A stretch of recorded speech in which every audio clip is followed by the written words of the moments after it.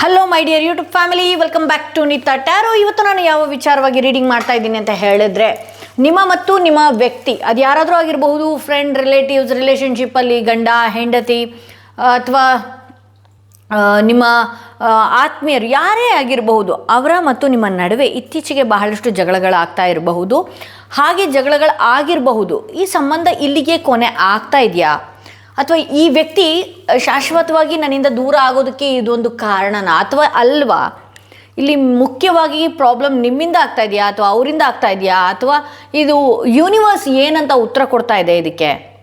ಈ ವ್ಯಕ್ತಿ ಮತ್ತು ನಿಮ್ಮ ಸಂಬಂಧ ಮುಗಿದು ಹೋಗ್ತಾ ಇದೆಯಾ ಅಥವಾ ಇಲ್ಲಿ ಇದರಿಂದ ನೀವು ಯಾವ ಪಾಠಗಳನ್ನು ಕಲಿತಿದ್ದೀರಿ ಅನ್ನೋದೇ ಇವತ್ತಿನ ರೀಡಿಂಗ್ ಆಗಿರುತ್ತೆ. ನಿಮ್ಮ ಮತ್ತು ನಿಮ್ಮ ಪರ್ಸನ್ ನಡುವೆ ಒಂದಷ್ಟು ಕಿರಿಕಿರಿಗಳಾಗಿರಬಹುದು, ಆಗಿ ಜಗಳಗಳಾಗಿ ನಿಮ್ಮ ಪರ್ಸನ್ನಿಂದ ಒಂದಷ್ಟು ದೂರಗಳಾಗಿರಬಹುದು ನೀವಿಬ್ಬರು.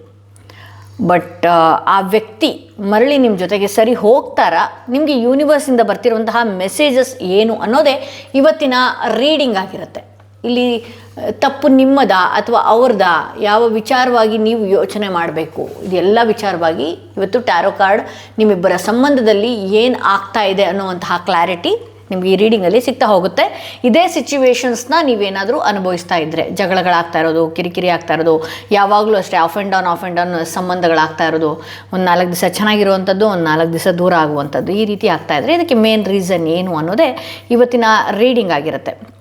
ಓಕೆ, ಎಂದಿನಂತೆ ನಿಮ್ಮ ಮುಂದೆ 3 ಕಾರ್ಡ್ಗಳನ್ನ ಇಟ್ಟಿದ್ದೀನಿ. 3 ಕಾರ್ಡ್ಗಳ ಮೇಲೆ 3 ಸ್ಟೋನ್ಸ್ಗಳನ್ನ ಇಟ್ಟಿದ್ದೀನಿ. ಯಾವ ಸ್ಟೋನ್ ಇರುವ ಕಾರ್ಡ್, ಯಾವ ಕಾರ್ಡ್ ಇರುವ ಸ್ಟೋನ್ ನಿಮ್ಮ ಮನಸ್ಸಿಗೆ ತುಂಬಾ ಹತ್ತಿರ ರೆಸೊನೇಟ್ ಆಗುತ್ತಲ್ಲ, ಆ ಒಂದು ಕಾರ್ಡ್ನ ನೀವು ನಂಬುವಂತಹ ವ್ಯಕ್ತಿಯ ಹೆಸರನ್ನ, ಯಾವ ವ್ಯಕ್ತಿಯ ವಿಚಾರವಾಗಿ ಈ ಒಂದು ರೀಡಿಂಗ್ನ ನೋಡ್ತಾ ಇದ್ದೀರಿ, ಈ ಒಂದು ಕಾರ್ಡ್ನ ಆ ವ್ಯಕ್ತಿಯ ಹೆಸರು ಹೇಳ್ಕೊಂಡು 3 ಬಾರಿ ಹೇಳ್ಕೊಂಡು ಒಂದು ಕಾರ್ಡ್ನ ನೀವು ಸೆಲೆಕ್ಟ್ ಮಾಡ್ಕೊಳ್ಬೇಕಾಗತ್ತೆ.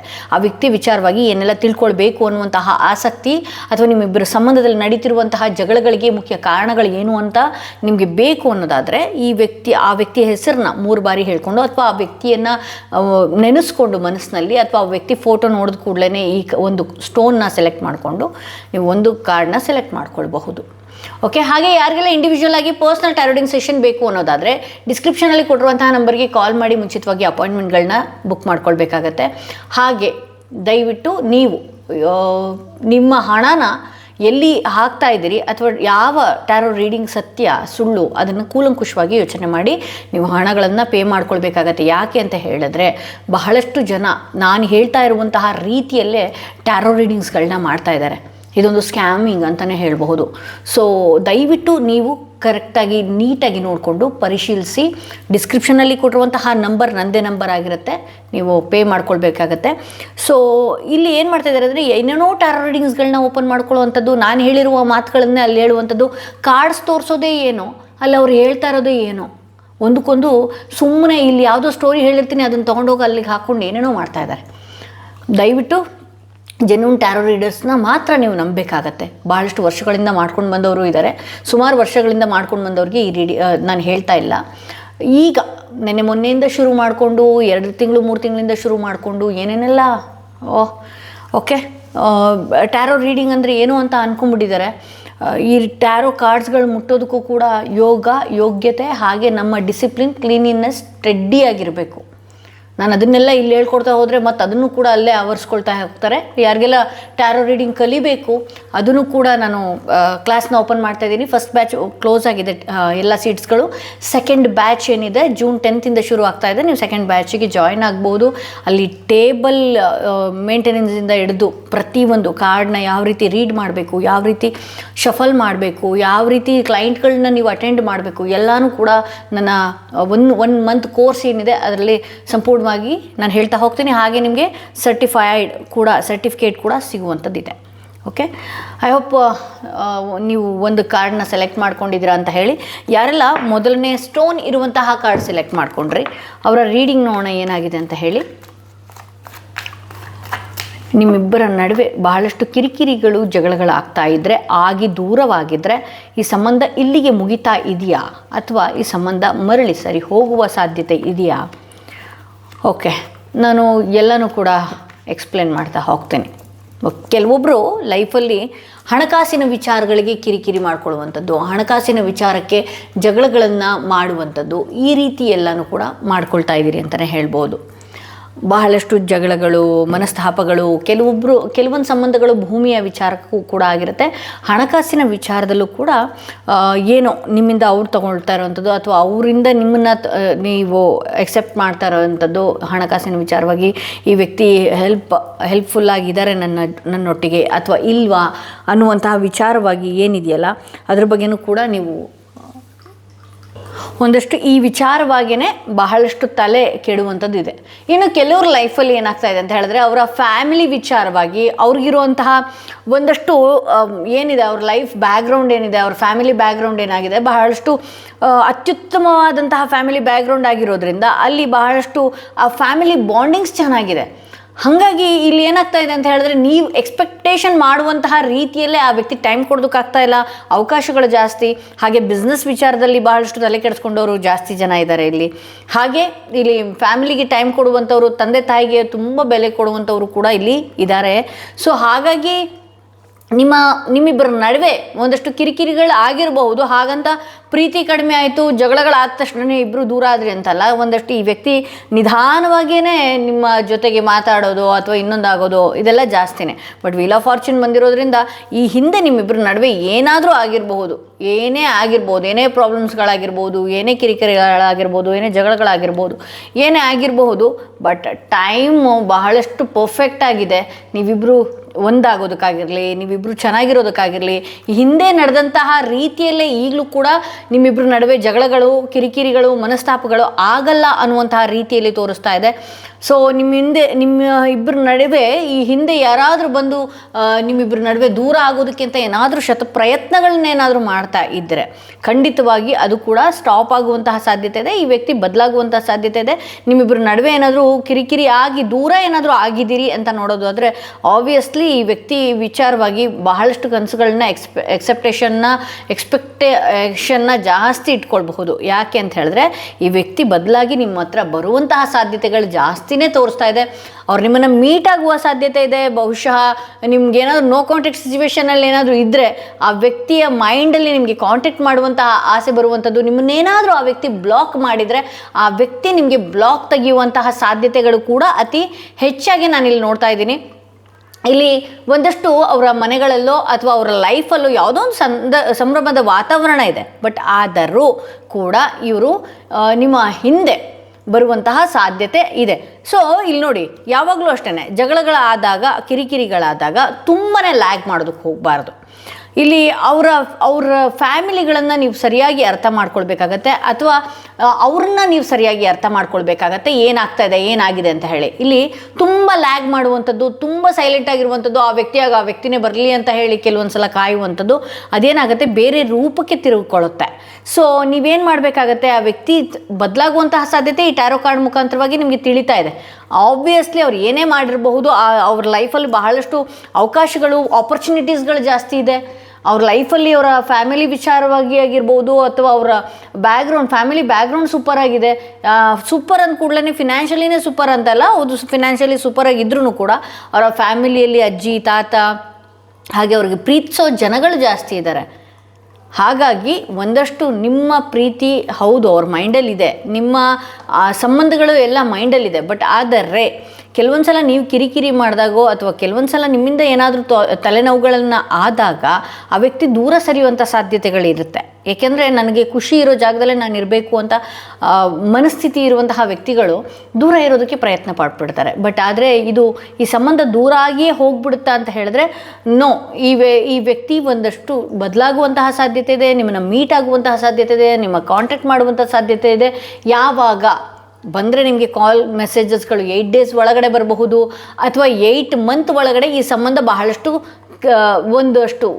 ಈ ಸಂಬಂಧಕ್ಕೆ ಒಂದು ಒಳ್ಳೆಯ ರಿಸಲ್ಟ್ನ ನೀವು ನೋಡ್ಬೋದು. ಈ ಸಂಬಂಧ ಮರಳಿ ಸರಿ ಹೋಗುವಂತಹ ಸಾಧ್ಯತೆಗಳು ಅತಿ ಹೆಚ್ಚಾಗಿ ನೋಡ್ಬೋದು.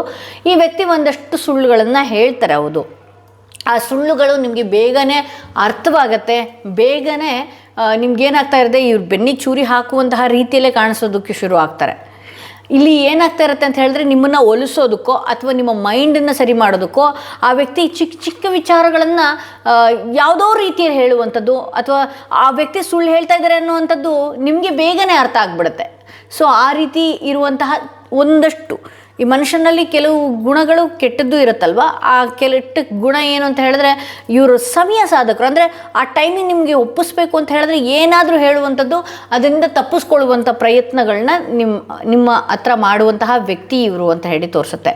ಸೊ ನಿಮ್ಮಿಬ್ಬರ ನಡುವೆ ಏನಾದರೂ ಕಿರಿಕಿರಿಗಳು ಜಗಳಗಳು ಆಗ್ತಾ ಇದ್ದರೆ ಆ ವ್ಯಕ್ತಿ ಮರಳಿ ಸರಿ ಹೋಗುವಂತಹ ಸಾಧ್ಯತೆಗಳೇ ಹೆಚ್ಚಾಗಿದೆ ಅಂತ ಹೇಳಿ ತೋರಿಸುತ್ತೆ. ಹಾಗೆ ಯಾರೆಲ್ಲ ಸೆಕೆಂಡ್ ಸ್ಟೋನ್ ಇರುವಂತಹ ಕಾರ್ಡ್ ಸೆಲೆಕ್ಟ್ ಮಾಡ್ಕೊಂಡ್ರಿ ಅವರ ರೀಡಿಂಗ್ ನೋಡೋಣ ಏನಾಗಿದೆ ಅಂತ ಹೇಳಿ. ಆ ವ್ಯಕ್ತಿ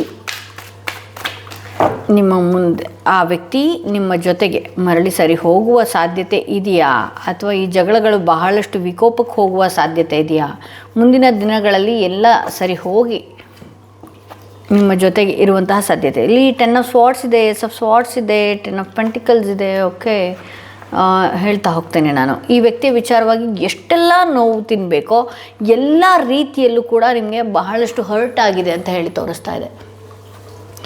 ಬಹಳ ವಿಚಾರವಾಗಿ ಇವರು ಮಾನಸಿಕವಾಗಿ, ಇವರ ನೆನಪಾಗಿರಲಿ, ಇವರ ಚಿಂತೆ ಆಗಿರಲಿ, ಎಲ್ಲ ವಿಚಾರವಾಗೂ ಕೂಡ ಮಾನಸಿಕವಾಗಿ ತುಂಬಾ ನಿಮಗೆ ಕುಗ್ಗಿ ಹೋಗಿದ್ದೀರಿ. ಎಲ್ಲ ರೀತಿಯಲ್ಲೂ ನೋವುಗಳನ್ನು ತೊಗೊಂಡಿದ್ದೀರಿ. ಈ ವ್ಯಕ್ತಿ ವಿಚಾರವಾಗಿ ಬಹಳಷ್ಟು ಡಿಪ್ರೆಷನ್ ಆಗಿರಲಿ, ಈ ವ್ಯಕ್ತಿ ಬೆನ್ನಿಗೆ ಚೂರಿ ಹಾಕಿದ್ದು ಎಷ್ಟು ನಂಬಿಕೆ ಇಟ್ಟಿದ್ರಿ, ಆ ನಂಬಿಕೆಗೆ ದ್ರೋಹ ಬಗ್ದದ್ದು ಕೂಡ ಇಲ್ಲಿ ನಾನು ನೋಡ್ತಾ ಇದ್ದೀನಿ. ಇಲ್ಲಿ ನಿಮ್ಮ ಪ್ರೀತಿಗೆ, ನಿಮ್ಮ ಸಂಬಂಧಕ್ಕೆ ಈ ವ್ಯಕ್ತಿ ಬೆಲೆ ಕೊಡದೆ ಬಹಳಷ್ಟು ಹೊಸ ವಿಚಾರವಾಗಿ ಇವರು ಮನಸ್ಸನ್ನು ಚೇಂಜ್ ಮಾಡ್ಕೊಂಡಿರೋದು ಕೂಡ ನೋಡ್ತಾ ಇದ್ದೀನಿ.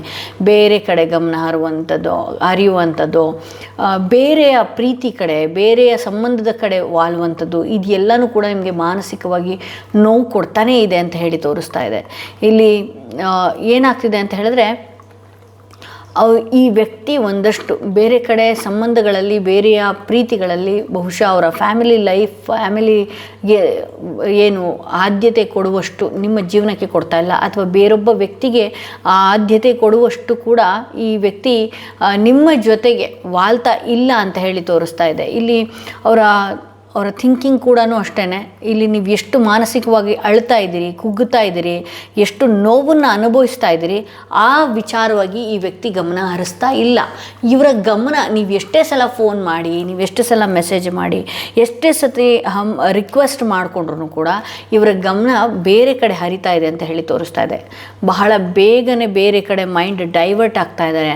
ನನಗೆ ಅಂತ ಅವರು ಏನು ಎಕ್ಸ್ಪೆಕ್ಟ್ ಮಾಡ್ತಾ ಇದ್ದಾರಲ್ಲ, ಹೌದು ನೀವು ಚೆನ್ನಾಗೇ ನೋಡ್ಕೊಳ್ತಾ ಇದ್ರಿ ಅಥವಾ ನಿಮ್ಮ ಜೊತೆ ಚೆನ್ನಾಗೇ ಇದ್ದರು, ಬಟ್ ಇವರು ಸಡನ್ ಅವ್ರ ಮೈಂಡ್ನ ಸ್ವೈಪ್ ಮಾಡಿರೋದ್ರಿಂದ ಅವರ ಗಮನ ಏನಿದೆಯಲ್ಲ, ಒಂದಷ್ಟು ಅವರ ಹೊಸ ಲೈಫ್, ಹೊಸ ಜೀವನದ ಬಗ್ಗೆ ಅವ್ರು ಕನಸು ಕಟ್ಕೊಳ್ತಾ ಇದ್ದಾರೆ ಅಂತ ಹೇಳಿ ತೋರಿಸುತ್ತೆ. ಸೊ ಇಲ್ಲಿ ಒಂದಷ್ಟು ಅವರು ಏನಿದ್ದಾರಲ್ಲ, ಅವರ ಗಮನ ಏನಿದೆಯಲ್ಲ ಬೇರೆ ಕಡೆ ವಾಲಿರ್ಬಹುದು, ಏನೇ ಆಗಿರಬಹುದು. ನೀವೇನು ಈ ವ್ಯಕ್ತಿಯ ವಿಚಾರವಾಗಿ, ಈ ವ್ಯಕ್ತಿ ಮಾಡ್ತಿರುವಂತಹ ಚಿಕ್ಕ ಚಿಕ್ಕ ಮಿಸ್ಟೇಕ್ಸ್ಗಳನ್ನು ಕೂಡ ಮನಸ್ಸಿಗೆ ತುಂಬಾ ಬೇಗ ತಗೊಳ್ತಾ ಇದ್ದೀರಿ. ಹಾಗೆ ಈ ಕೆಲವೊಂದು ದೊಡ್ಡ ದೊಡ್ಡ ಹೊಡೆತಗಳನ್ನು ಕೂಡ ನೀವು ತಡ್ಕೊಳ್ಳೋದಕ್ಕಾಗ್ತಾ ಇಲ್ಲ. ಬಹಳಷ್ಟು ವಿಪರೀತ ನೋವಿನಲ್ಲಿ ನೀವು ಇದ್ದೀರಿ, ಆ ನೋವಿಗೆ ಈ ವ್ಯಕ್ತಿ ಸ್ಪಂದಿಸ್ತಾ ಇಲ್ಲ. ಹಾಗೆ ಇವ್ರು ಏನಿದಾರಲ್ಲ, ಡೈಲಿ ರೊಟೀನ್, ಅವ್ರ ಫ್ಯಾಮಿಲಿಗಾಗಿರಲಿ, ಅವ್ರ ಲೈಫ್ ಸ್ಟೈಲ್ಗಾಗಿರಲಿ, ಅದು ಎಲ್ಲನೂ ಏನು ಇನ್ವೆಸ್ಟ್ ಮಾಡ್ತಾ ಇದ್ರಿ, ಇವ್ರ ಟೈಮ್ನ ಏನು ಇನ್ವೆಸ್ಟ್ ಮಾಡ್ತಾ ಇದ್ದಾರಲ್ಲ, ಇದರಲ್ಲಿ 1% ಕೂಡ ನಿಮ್ಮ ಕಡೆ ಗಮನ ಹರಿಸ್ತಾ ಇಲ್ಲ ಈ ವ್ಯಕ್ತಿ ಅಂತ ಹೇಳಿ ತೋರಿಸ್ತಾ ಇದೆ. ಇಲ್ಲಿ ಏನಿದೆ, ಸ್ಟ್ರೆಂತ್ ಕಾರ್ಡ್ ಬಂದಿರೋದ್ರಿಂದ ಒಂದಷ್ಟು ಡಾಮಿನೇಟ್ ಆಗಿದ್ದಾರೆ. ಇದರಲ್ಲಿ ಒಂದಷ್ಟು ಈಗೋ ನಿಮ್ಮಲ್ಲೂ ಇದೆ, ಅವರಲ್ಲೂ ಇದೆ. ಡಾಮಿನೇಟಿಂಗ್ ಜಾಸ್ತಿ ಇರೋದ್ರಿಂದ ಅವ್ರನ್ನ ಕಂಟ್ರೋಲ್ ಮಾಡೋದಕ್ಕೂ ಕೂಡ ನಿಮ್ಮ ಕೈಲಿ ಆಗ್ತಾ ಇಲ್ಲ. ಹಾಗೆ ನೀನು ಹೇಳ್ದಾಗ ಯಾಕೆ ಕೇಳಬೇಕು, ನಿನಗೆ ಯಾಕೆ ನಾನು ಇದೇ ಟೈಮ್ಗೆ ಫೋನ್ ಮಾಡಬೇಕು, ನಿನಗೆ ಯಾಕೆ ನಾನು ಹಿಂಗೆ ಮಾಡಬೇಕು. ಬಟ್ ಮುಂಚೆ ಎಲ್ಲನೂ ಚೆನ್ನಾಗೇ ಇತ್ತು, ಬಟ್ ಈಗ ಅವರ ಮೈಂಡ್, ಅವರ ಮನಸ್ಥಿತಿ ಬೇರೆ ಆಗಿರೋದ್ರಿಂದ, ಬೇರೆ ಕಡೆ ವಾಲಿರೋದ್ರಿಂದ, ಅವರ ಆಸೆ ಆಕಾಂಕ್ಷೆಗಳನ್ನೆಲ್ಲ ಬೇರೆ ರೀತಿ ಕನ್ವರ್ಟ್ ಮಾಡ್ತಾ ಇರೋದ್ರಿಂದ ನೀವೇನು ಮಾಡಿದ್ರೂ ಕೂಡ ಅವರು ನೆಗೆಟಿವ್ ಆಗೇ ಮಾತಾಡ್ತಾರೆ. ಓಕೆ, ನಾನು ಹೇಳ್ದಂಗೆ ಇರೋದಾದರೆ ನೀನು ಇರು, ಇಲ್ಲ ಅಂದರೆ ಹೋಗ್ತಾ ಇರು ಅನ್ನುವಂತಹ ರೀತಿಯಲ್ಲಿ ಒಂದು ರೀತಿ ಸ್ಟ್ರಾಂಗ್ ಆಗಿ, ರಿಡ್ಜಾಗಿ ಬಿಹೇವ್ ಮಾಡುವಂಥದ್ದು, ಸಿಟ್ಟಲ್ಲಿ ಬಿಹೇವ್ ಮಾಡುವಂಥದ್ದು, ಬ್ಲಾಕ್ ಮಾಡುವಂಥದ್ದು. ಮತ್ತು ತಿರ್ಗಾ ವಾಪಸ್ ನೀವು ಕ್ವಶನ್ ಕೇಳೋದಕ್ಕೆ ಹೋದರೆ ಈ ವ್ಯಕ್ತಿ ಒಂದಷ್ಟು ನಿಮ್ಮ ಬಗ್ಗೆನೇ ಮಿಸ್ಟೇಕ್ಸ್ಗಳನ್ನ ಎತ್ತಿ ಹಿಡಿತಾ ಇದ್ದಾರೆ ಅಂತಲೇ ತೋರಿಸುತ್ತೆ. ನಿಮ್ಮ ಬಗ್ಗೆನೇ ತಪ್ಪಾಗಿ ಮಾತನಾಡುವಂಥದ್ದು, ಅಥವಾ ತಪ್ಪಾಗಿ ನಿಮ್ಮ ಬಗ್ಗೆ ಬಹಳಷ್ಟು ಅಂದರೆ ನಿಮ್ಮ ಮಿಸ್ಟೇಕ್ಸ್ಗಳನ್ನೇ ಮೇಜರಾಗಿ ಎತ್ತಿಡಿಯುವಂತಹ ಕೆಲಸ ಕೆಲಸಗಳನ್ನ ಮಾಡ್ತಾಯಿದ್ದಾರೆ. ನೀವೇನೇ ಈ ವ್ಯಕ್ತಿಗೆ ಮನಸ್ಸನ್ನು ಓಲೈಸೋದಕ್ಕೆ ಹೋದ್ರೂ ಕೂಡ ಇಲ್ಲಿ ನಿಮ್ಮ ಬಗ್ಗೆ ನೆಗೆಟಿವ್ ಆಗಿ ಮಾತಾಡಿ ಇವರು ಬೇರೆ ಕಡೆ ಬೇರೆ ದಾರಿಗೆ ಹೋಗೋದಕ್ಕೆ ಸರಿಯಾದ ದಾರಿನ ಮಾಡ್ಕೊಳ್ತಾ ಇದ್ದಾರೆ ಅಂತ ಹೇಳಿ ತೋರಿಸ್ತಾ ಇದೆ. ಯೋಚನೆಗಳು ಏನಿದೆಯಲ್ಲ ಅದು ಎಲ್ಲನೂ ಕೂಡ ಬೇರೆಯವ್ರಿಗೆ ಹೋಗ್ತಾ ಇದೆ. ಇದು ಇಲ್ಲಿ ಒಂದಷ್ಟು ನಾನು ಇರೋದೇ ಹಿಂಗೆ, ಇರೋದಾದರೆ ಇರಬಹುದು, ಇಲ್ಲ ಹೋಗು. ಇಲ್ಲಿ ನಿಮ್ಮ ಕ್ಲಾರಿಟಿನೂ ಕೊಡ್ತಾ ಇಲ್ಲ. ಈ ಸಂಬಂಧ ನನಗೆ ಬೇಡ ಅಂತ ಕ್ಲಾರಿಟಿನೂ ಕೊಡ್ತಾ ಇಲ್ಲ, ಅಥವಾ ಬೇಕು ಅನ್ನೋ ಕ್ಲಾರಿಟಿನೂ ಕೂಡ ಈ ವ್ಯಕ್ತಿ ಕೊಡ್ತಾ ಇಲ್ಲ. ಹೇಳಿದ್ನಲ್ಲ, ನಿಮ್ಮ ಟೈಮಿಗಾಗಿರಲಿ ನಿಮ್ಮ ನೋವಿಗಾಗಿರಲಿ ಈ ವ್ಯಕ್ತಿ ಯಾವುದೇ ರೀತಿ ಸ್ಪಂದಿಸ್ತಾ ಇಲ್ಲ, ಅಥವಾ ನೀವು ಎಷ್ಟು ಥಿಂಕ್ ಮಾಡ್ತಾ ಇದ್ದೀರಲ್ಲ ಆ ರೀತಿ ಅಂತೂ ಈ ವ್ಯಕ್ತಿ ಇಲ್ಲ. ಅವರ ಬಿಹೇವಿಯರೇ ತುಂಬಾ ಕೆಟ್ಟದಾಗಿ ಇದೆ ಅಂತ ಹೇಳಿ ತೋರಿಸ್ತಾ ಇದೆ. ಸೊ ಇದು ಸೆಕೆಂಡ್ ಕಾರ್ಡ್ ಯಾರು ಸೆಲೆಕ್ಟ್ ಮಾಡ್ಕೊಂಡಿದ್ರಿ ಅವರ ರೀಡಿಂಗ್ ಇದಾಗಿತ್ತು ಅಂತ ಹೇಳ್ತಾ, ಯಾರೆಲ್ಲ ಥರ್ಡ್ ಸ್ಟೋನ್ ಇರುವಂತಹ ಕಾರ್ಡ್, ಮೂರನೇ ಸ್ಟೋನ್ ಇರುವಂತಹ ಕಾರ್ಡ್ ಸೆಲೆಕ್ಟ್ ಮಾಡಿಕೊಂಡ್ರೆ ಅವರ ರೀಡಿಂಗ್ ನೋಡೋಣ. ನಿಮ್ಮ ಪರ್ಸನ್ ನಿಮ್ಮ ಜೊತೆ ಜಗಳ ಆಡಿ ದೂರ ಆಗಿದ್ರೆ ಮರಳಿ ಸರಿ ಹೋಗುತ್ತಾ ಇದು ಅನ್ನೋದೇ ಇವತ್ತಿನ ರೀಡಿಂಗ್ ಆಗಿರುತ್ತೆ. ಸರಿ ಹೋಗುತ್ತಾ ಅಥವಾ ಸರಿ ಹೋಗಲ್ವಾ ಅನ್ನೋದೇ ಇವತ್ತಿನ ರೀಡಿಂಗ್ ಆಗಿರುತ್ತೆ. ಓಕೆ, ಆ ವ್ಯಕ್ತಿ ಹೆಸರನ್ನ 3 ಬಾರಿ ಹೇಳ್ಕೊಂಡು ಒಂದು ಕಾರ್ಡನ್ನ ಸೆಲೆಕ್ಟ್ ಮಾಡ್ಕೊಳ್ಬೇಕಾಗತ್ತೆ. ಓಕೆ, ಈ ವ್ಯಕ್ತಿಯ ವಿಚಾರದಲ್ಲಿ ಏನಾದರೂ ನೀವು ನೋ ಕಾಂಟ್ಯಾಕ್ಟ್ ಸಿಚುವೇಶನ್ ಆಗಿ ಬ್ಲಾಕ್ಗಳಾಗಿ ಸುಮಾರು ದಿನಗಳು, ಸುಮಾರು ಹೊತ್ತುಗಳು, ಸುಮಾರು ತಿಂಗಳುಗಳು ಏನಾದರೂ ಆಗಿದ್ದರೆ ದಯವಿಟ್ಟು ಸ್ಟಾಪ್ ಮಾಡಿ. ಅವ್ರ ಬಗ್ಗೆ ತಲೆ ಕೆಡಿಸ್ಕೊಳ್ಳುವಂಥದ್ದು, ಅವ್ರ ಬಗ್ಗೆ ತುಂಬ ಟೆನ್ಷನ್ ಮಾಡ್ಕೊಳ್ಳುವಂಥದ್ದು, ಅವ್ರ ಬಗ್ಗೆ ಬಹಳಷ್ಟು ಟೈಮ್ನ ಇನ್ವೆಸ್ಟ್ ಮಾಡುವಂಥದ್ದು, ಪ್ಲೀಸ್ ಸ್ಟಾಪ್ ದಿಸ್. ಯಾಕೆ ಅಂತ ಹೇಳಿದ್ರೆ, ನೀವು ಅವ್ರಿಗೆ ಯಾವಾಗ ಗೋಗರಿತೀರೋ ಅಥವಾ ಯಾವಾಗ ಅವ್ರ ಹತ್ರ ಬೇಡ್ಕೊಳ್ತಿರೋ, ಯಾವಾಗ ಅವ್ರ ಜೊತೆಗೆ ಅಂಗಲಾಚ್ತಿರೋ, ಅವರು ನಿಮ್ಮನ್ನು ತುಂಬ ಕೆಳಮಟ್ಟದಲ್ಲಿ ಇದು ನೋಡ್ತಾರೆ. ಯಾವಾಗಲೂ ಇವರೊಬ್ಬರು ಇದ್ದೇ ಇರ್ತಾರೆ ಅಂದರೆ, ಅವನು ಅವಳು ನೀವು ಯಾರೇ ಆಗಿರಲಿ ಇದ್ದೇ ಇರ್ತೀರಿ ಅನ್ನುವಂತಹ ಕಾನ್ಫಿಡೆನ್ಸ್ನ ನೀವು ಹೆಚ್ಚು ಮಾಡ್ತಾಯಿದ್ದೀರಿ ಅವ್ರ ವ್ಯಕ್ತಿಗೆ. ದಯವಿಟ್ಟು ಫೋನ್ಗಳನ್ನ ಟ್ರೈ ಮಾಡ್ತಾಯಿದ್ರೆ ಅಥವಾ ಮೆಸೇಜ್ಗಳನ್ನು ಟ್ರೈ ಮಾಡ್ತಾಯಿದ್ರೆ ಅಥವಾ ಅವ್ರನ್ನ ನೋಡುವಂತಹ ಪ್ರಯತ್ನಗಳನ್ನ ಮಾಡ್ತಾಯಿದ್ರೆ, ಪದೇ ಪದೇ ಆ ವ್ಯಕ್ತಿ ವಿಚಾರವಾಗಿ ನೆನೆಸ್ಕೊಂಡು ಅಳ್ತಾ ಇದ್ದರೆ, ಗೋಗರಿತಾ ಇದ್ದರೆ, ಹಾಗೇನಾದರೂ ನಿಮ್ಗೆ ರೀಕನೆಕ್ಟ್ ಆಗಬೇಕು ಅನ್ನೋದಾದರೆ ಇದು ಒಂದು ಕ್ರಿಸ್ಟಲ್ ಇದೆ. ಈ 2 ಕ್ರಿಸ್ಟಲ್ಸ್ ಏನಿದೆ, ರೋಸ್ ಕ್ವಾರ್ಟ್ಸ್ ಮಿಕ್ಸ್ ಬ್ರೇಸ್ಲೆಟ್ ಏನಿದೆಯಲ್ಲ, ಈ 3 ಕ್ರಿಸ್ಟಲ್ಸ್ಗಳನ್ನ ಒಟ್ಟಿಗೆ ಸೇರಿಸಿ ನಿಮ್ಮ ವ್ಯಕ್ತಿಯ ಹೆಸರಲ್ಲಿ ಅಥವಾ ನಿಮ್ಮ ಹೆಸರಲ್ಲಿ, ನಿಮ್ಮಿಬ್ಬರ ಹೆಸರಲ್ಲಿ ಹೀಲಿಂಗ್ ಮಾಡಿಸ್ಕೊಂಡು ಹಾಕ್ಕೊಳ್ಳೋದ್ರಿಂದ, ಇದನ್ನು ಹಾಕ್ಕೊಂಡು ಒಂದಷ್ಟು ನೀವು ಏನಿದೆ ಮ್ಯಾನಿಫೆಸ್ಟ್ ಮಾಡೋದ್ರಿಂದ ಆ ವ್ಯಕ್ತಿ ರೀಕನೆಕ್ಟ್ ಆಗ್ತಾರೆ ಅಂತ ಹೇಳಿ ತೋರಿಸುತ್ತೆ.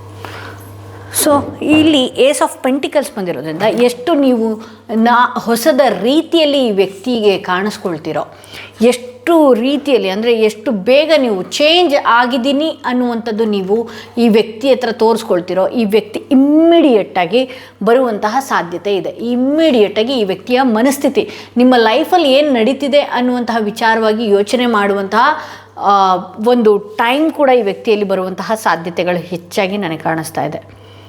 ಓಕೆ, ಇಲ್ಲಿ ಒಂದು ಒಳ್ಳೆಯ ಅಂದರೆ ನಾನು ಹೇಳೋದು ಎಲ್ಲರ ವಿಚಾರದಲ್ಲಿ ನೋಡಿ, ಯಾರೇ ಆಗಿರಬಹುದು, ಅವರು ನಿಮ್ಮಿಂದ ದೂರ ಆಗಿರಬಹುದು ಅಥವಾ ನಿಮ್ಮಿಬ್ಬರ ನಡುವೆ ಬಹಳಷ್ಟು ಕಿರಿಕಿರಿಗಳಾಗಿರ್ಬೋದು, ಜಗಳಗಳಾಗಿರಬಹುದು. ದಯವಿಟ್ಟು ನೀವೇನು ಮಾಡಬೇಕಾಗತ್ತೆ, ಯಾವಾಗ ನಿಮ್ಮ ಮಾತುಗಳಿಗೆ ಬೆಲೆ ಇರೋದಿಲ್ಲ ಅಥವಾ ಯಾವಾಗ ನಿಮ್ಮನ್ನು ತುಂಬ ಇಗ್ನೋರೆನ್ಸಿಯಲ್ಲಿ ನೋಡ್ತಾ ಇರ್ತಾರಲ್ಲ, ದಯವಿಟ್ಟು ಅಂಥ ವ್ಯಕ್ತಿಗಳನ್ನು ನಿಮ್ಮ ಲೈಫಿಂದ ದೂರ ಮಾಡಿಕೊಂಡು ಇಮ್ಮಿಡಿಯೇಟಾಗಿ ಬದಲಾಗೋದಕ್ಕೆ ಪ್ರಯತ್ನ ಮಾಡಿ.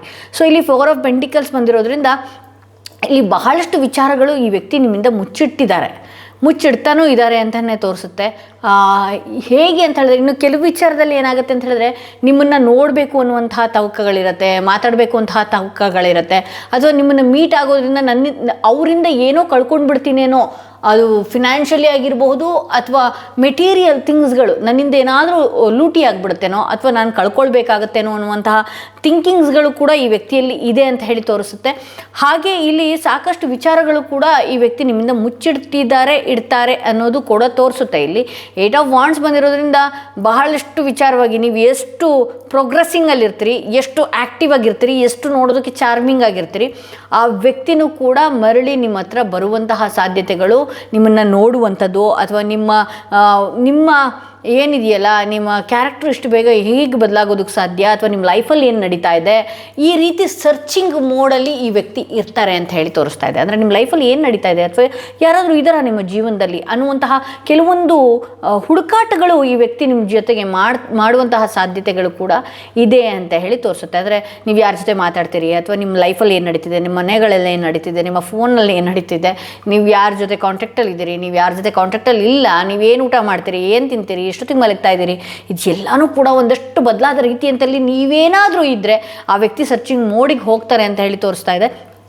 ನಿಮ್ಮ ಬಗ್ಗೆ ಅವ್ರಿಗೆ ಎಷ್ಟೇ ಕಾಡಾಟಗಳು ಇದ್ರೂ ಕೂಡ ಒಂದಷ್ಟು ಏನಿದೆಯಲ್ಲ ಒಂದಷ್ಟು ತೋರಿಸ್ಕೊಳ್ಳೋದಿಲ್ಲ. ನೀವು ತೋರಿಸ್ಕೊಳ್ತಾ ಇದ್ದೀರಿ, ಬಟ್ ಆ ವ್ಯಕ್ತಿ ತೋರಿಸ್ಕೊಳ್ಳೋದಿಲ್ಲ ಅಂತ ಹೇಳಿ ತೋರಿಸುತ್ತೆ. ಇಲ್ಲಿ ಪೇಜ್ ಆಫ್ ವಾಂಡ್ಸ್ ಬಂದಿರೋದ್ರಿಂದ ಏನಿದೆಯಲ್ಲ ಒಂದಷ್ಟು ನಿಮ್ಮ ವಿಚಾರವಾಗಿ ನಿಮ್ಮನ್ನು ಕಾಂಟ್ಯಾಕ್ಟ್ ಮಾಡುವಂತಹ ಸಾಧ್ಯತೆಗಳು ಅತಿ ಹೆಚ್ಚಾಗಿದೆ. ಒಂದು ಒಳ್ಳೆಯ ರೀತಿಯಲ್ಲಿ ಈ ವ್ಯಕ್ತಿ ನಿಮ್ಮ ವಿಚಾರಕ್ಕೆ, ನಿಮಗೆ ಫೋನ್ ಕಾಲ್ಸ್ ಏನಾದರೂ ಸ್ಟಾಪ್ ಆಗಿದ್ರೆ ಈ ವ್ಯಕ್ತಿಯಿಂದ, ಅಥವಾ ನಿಮ್ಮ ಬಗ್ಗೆ ಏನಾದರೂ ಈ ವ್ಯಕ್ತಿ ಸ್ವಲ್ಪ ನೆಗ್ಲೆಕ್ಟ್ ಏನಾದರೂ ಮಾಡ್ಕೊಂಡಿದ್ರು ಅಂತ ಹೇಳಿದ್ರೆ, ನೀವೇನಾದರೂ ಈ ರೀತಿಯಲ್ಲಿ ಪದೇ ಪದೇ ಮೇಲ್ಬಿದ್ದು ಮಾತನಾಡಿಸುವಂಥದ್ದು ಸ್ಟಾಪ್ ಮಾಡಿದ್ರೆ ಅಂತ ಹೇಳಿದ್ರೆ, ಕಾಂಟ್ಯಾಕ್ಟ್ ಮಾಡುವಂಥದ್ದು ಸ್ಟಾಪ್ ಮಾಡಿದ್ರೆ ಅಂತ ಹೇಳಿದ್ರೆ, ಈ ವ್ಯಕ್ತಿನೇ ಒಂದಷ್ಟು ನಿಮಗೆ ಕಾಂಟ್ಯಾಕ್ಟ್ ಮಾಡುವಂತಹ ಸಾಧ್ಯತೆಗಳು ಅತಿ ಹೆಚ್ಚಾಗಿ ನಾನು ನೋಡ್ತಾ ಇದ್ದೀನಿ. ಒಂದು ಒಳ್ಳೆಯ ಆ್ಯಕ್ಷನ್ ತೊಗೊಳ್ತಾರೆ ತಕ್ಷಣ. ಅವರ ಮೈಂಡ್, ಅಂದರೆ ಪೇಜ್ ಬಂದಿರೋದ್ರಿಂದ ಇಲ್ಲಿ ತಕ್ಷಣ ಅವ್ರ ಮೈಂಡ್ ಒಂದಷ್ಟು ಫ್ಲಕ್ಚುಯೇಟ್ ಆಗುವಂಥದ್ದು, ಈ ಎಲ್ಲೋ ನನ್ನಿಂದ ಪರ್ಮನೆಂಟಾಗಿ ಕೈ ತಪ್ಪಿ ಹೋಗ್ಬಿಡ್ತೇನೋ ಅನ್ನುವಂತಹ ಚಿಂತೆಯಲ್ಲಿ ಈ ವ್ಯಕ್ತಿ ನಿಮ್ಮನ್ನು ಕಾಂಟ್ಯಾಕ್ಟ್ ಮಾಡುವಂತಹ ಸಾಧ್ಯತೆಗಳು ಅತಿ ಹೆಚ್ಚಾಗಿ ನಾನಿಲ್ಲಿ ನೋಡ್ಬೋದು. ಸೊ ಇದು ಇವತ್ತಿನ ರೀಡಿಂಗ್ ಆಗಿತ್ತು ಅಂತ ಹೇಳ್ತಾ ಈ ವಿಡಿಯೋನ ಎಲ್ಲಿಗೆ ಮುಗಿಸ್ತಾ ಇದ್ದೀನಿ. ಮತ್ತಷ್ಟು ವಿಡಿಯೋದೊಂದಿಗೆ ನಾನು ನಿಮ್ಮನ್ನು ಭೇಟಿ ಆಗ್ತೀನಿ. ಯಾರಿಗೆಲ್ಲ ಇಂಡಿವಿಜುವಲ್ ಆಗಿ ಪರ್ಸನಲ್ ಟಾರೋಟಿಂಗ್ ಸೆಷನ್ ಬೇಕು ಅನ್ನೋದಾದರೆ ಡಿಸ್ಕ್ರಿಪ್ಷನಲ್ಲಿ ಕೊಡುವಂಥ ನಂಬರ್ಗೆ ಕಾಲ್ ಮಾಡಿ ಮುಂಚಿತವಾಗಿ ಅಪಾಯಿಂಟ್ಮೆಂಟ್ಗಳನ್ನ ಬುಕ್ ಮಾಡ್ಕೊಳ್ಬೇಕಾಗತ್ತೆ.